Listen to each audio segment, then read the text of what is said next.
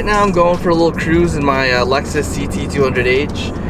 I've had this car for, I think actually a little over a year now. I've never shown it on the channel. This car, I just bought it to kind of help me daily drive while I'm working on my Subaru. I'm trying to get that back up and running. But the reason I'm making this video is because gas prices are pretty high right now. You know, $6, $7 a gallon in some places. And you may actually be considering buying a CT200h for yourself, just because, as some of you may know, this is actually a hybrid car built off of pretty much the Prius platform. And gas-wise, this car is pretty economical. I spend about $50 a week right now filling this car up. It takes about 8 gallons to fill up. I don't know what the actual tank size is, but when I go to fill it up, it's about 8 gallons, which equates to about $50 where I am right now here in San Diego. And I'm getting about, let me look here actually. The gauge here is telling me that I'm averaging about 37.1 miles per gallon.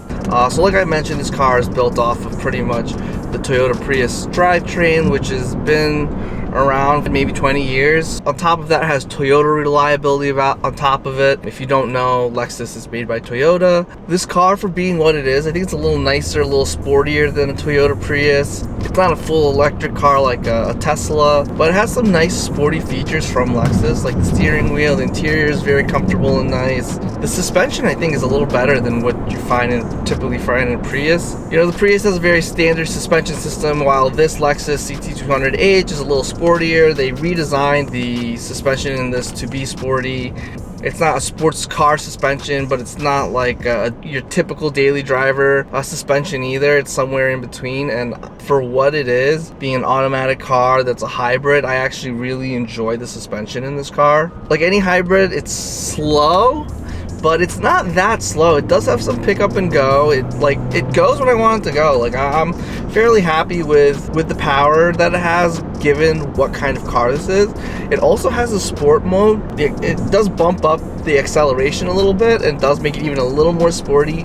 But again, it's not a sports car. This is a hybrid, but it doesn't have that super slow characteristic that I kind of associate with the word hybrid. You know, this is, I think, just as fast as any other, like, you know, any Honda Civic or Toyota Corolla out there. This car does have about 130 horsepower, pretty average for most pedestrian 4-cylinder vehicles.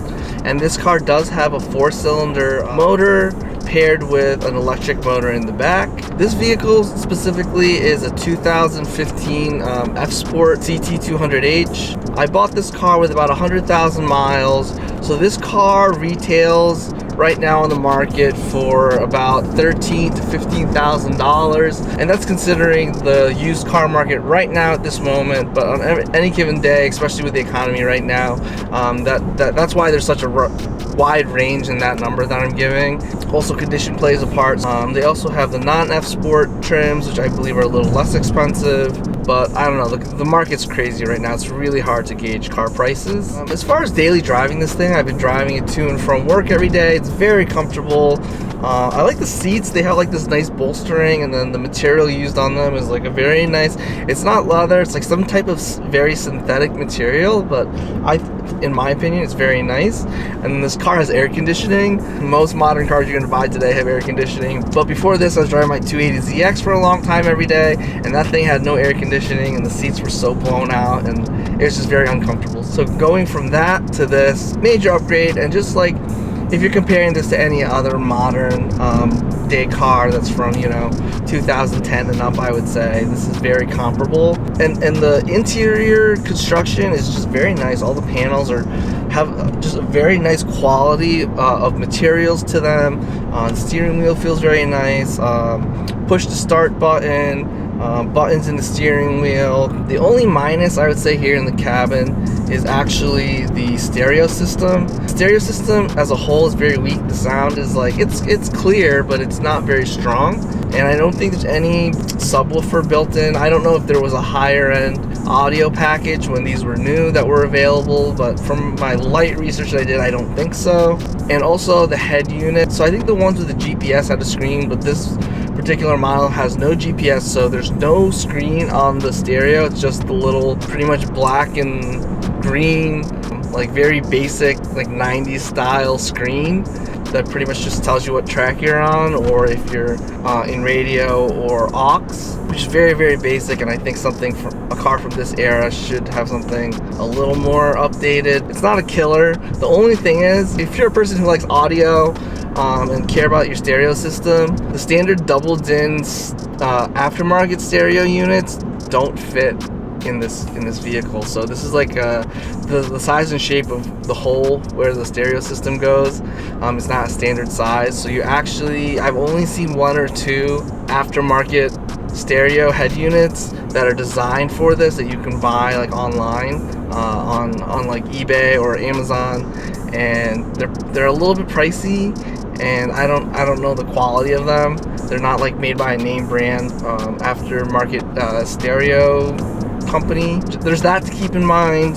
Some other car manufacturers, like I'm gonna say it, like Tesla, from what I understand, they look the part of being expensive, they carry the price tag of being expensive, but some of the build quality is not there. And I think it's because Tesla's still such a young company that maybe they haven't figured it out yet, or that's just how their business model is, it's to look expensive, but they're trying to be very economical, like a lot of other American car manufacturers, and saving money here and there in the build, and sacrificing a little bit of quality for cost savings and earning profits on their end. But the reason I bring up Tesla is because, again, with the gas prices, that may be another vehicle that you're looking at right now. The big difference, I mean, it's pretty obvious, but the big difference between a Tesla and a Prius, I keep saying Prius because to me this is a Prius, but this is like a nice fancy Prius. But besides that, if you're looking at a Tesla versus a hybrid car, what's nice about the hybrid car is, depending where you live in the country too, charge stations may not be as available to you, and then if you're traveling long distances, charging does become an issue. And I know there's like superchargers and all these other charger things that the people are going to say in the comments to come to Tesla's defense, and I understand all of that. But again, depending on your situation, the nice thing about the Lexus CT200h is that it's hybrid, and you can fill it up at any gas station. There's no charging required, and you just fill it up like a regular car and go on your way. And gas stations are plentiful wherever you are all around the world, while Teslas and charging stations are yet to get there. I think they're on their way, and the next couple years will be interesting to see what happens with that. But as of right now, today when I'm making this video, when I've talked to people about Teslas and about hybrids, a lot of them are saying the biggest difficulty that they're seeing with owning a Tesla is the charging situation. And I know people who own Teslas, and mind you, I live here in Southern California, in San Diego. People that I know who daily drive Teslas have no problem with. The other thing I wanted to mention about the stereo system in this car is it's also kind of difficult to pair a new device, and also it's even more difficult to remove a paired device. Now, when you get in the car after you've paired it, and I start the car every morning, it hooks right up to my phone and the music plays. But when it's a new device, I'm trying to add one, like I have a friend in the car who wants to take over my stereo, you have to use this voice command thing. You also have to know all the commands, and it's a little bit of a pain to navigate the menu through voice. Adding the phone is probably the easier side of it, and once you want to remove a phone or a device, it's very, very difficult to remove the device. And this car only stores 2 devices, so you only have 2 devices in the memory of this car, and then you have to delete one to add a new one. And then adding to the comfort of this car, it's also very, very quiet. Yeah, I love the cars with loud exhausts and that are, the race cars that are fun, but that's not what this car is. This is a daily commuter. It's a little bit more of an adult car, if you will. Yeah, on top of the comfort, it's just very quiet. It doesn't, scream for attention, which is perfect because that's not what this car is. And it just makes the ride more comfortable. And then on top of it, it's a hatch. So when I put down the seats in the back, which I have down now because I went surfing yesterday, it makes a lot of extra room in the back. I go surfing a couple times a week, and it's really easy to fit my boards. I have my longest board is a 7-foot foamy, so it comes probably right about here to I put it in between the driver and passenger seat sideways, and it reaches right about to the end of the hatch. So 7 feet is about the longest thing you can fit in here. I can comfortably fit all my snowboards back there. I ride 151 length snowboards, but the car is deceivingly short.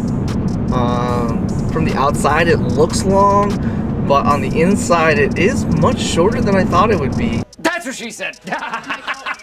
I actually think my Subaru Legacy, which is a sedan, not a hatch, I think that car actually has more length in the back when I put the seats down. And also the leg room in the back for your back passengers, it's a little bit short. That's a big complaint I know of this car.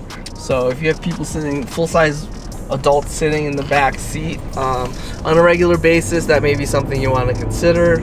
But overall, I've been really happy with this vehicle. I only bought it as a temporary solution to not having a daily driver, but I've actually really fallen in love with this car as a daily driver. You know, I feel like this is a sophisticated adult car without it being too bougie, and it's really great on gas, and it's comfortable, has air conditioning, and as being a person who appreciates sports cars, it does have its little sporty touches. Like I said before, the seats, it does have a little sport mode, which I can turn on now. It just adds a little oomph to the car. I don't know that it does a ton, but there is a noticeable difference between regular mode and sport mode. It does have a little more punch in the up and go, but overall, if you're looking for a hybrid car and you're looking for something that's maybe a little nicer than a Toyota Prius, definitely consider the Lexus CT200h. I think it's a good looking car, and I think it's a great daily driver.